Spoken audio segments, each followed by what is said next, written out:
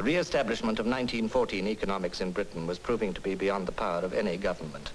And the "Homes Fit for Heroes" slogan of the war was the biggest political boomerang yet conceived.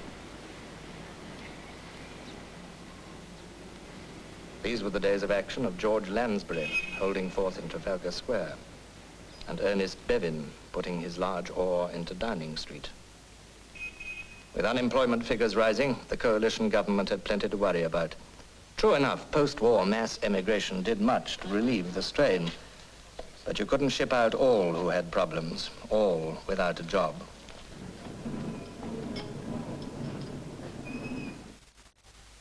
The Prime Minister, Wizard of Wales, had been in Britain's cabinet for 17 years, but now Lloyd George's record was to be curtailed. London's Carlton Club is the place where British conservative policy generally takes final form, and it was here, at an historic meeting, that the Tories decided to break up the coalition and go it alone for the country's mandate. Their leader was Mr. Bonar Law. But the real power behind the push was a newcomer, Stanley Baldwin. And behind that pipe and benign expression was a mind sharp enough to surprise the country, as it was to prove one of these days. Destined to head the opposition was a Labour leader, Ramsay MacDonald. The country went to the polls and produced quite a few sensations. For instance, a prohibitionist at Dundee, Mr. Scrimger, soundly trounced Liberal Winston Churchill. Maybe Winston's recent bout of food poisoning had something to do with it. The Conservatives won the day, and the coalition was pronounced well and truly dead. And the crowds in London whooped it up on election night as Bonar Law and his cabinet moved into number 10 Downing Street.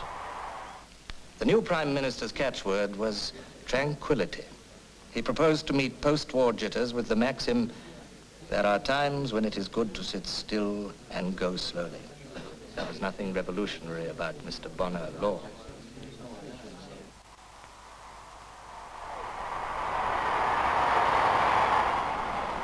And while they were taking their seats in the cabinet, some of those who had put them there celebrated the victory or the wake by taking their seats at a show. And what a choice of girlfriends and no nanettery they found there.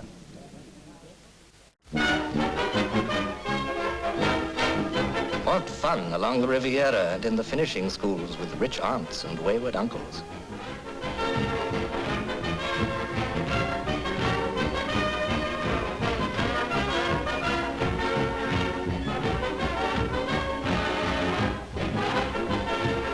That's Stanley Lupino.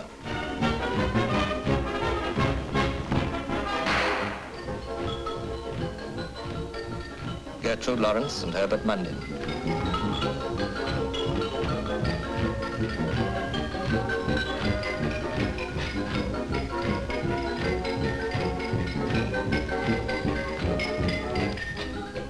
Mayfair and Montmartre with Lady Tree and the exotic Alice Delizia.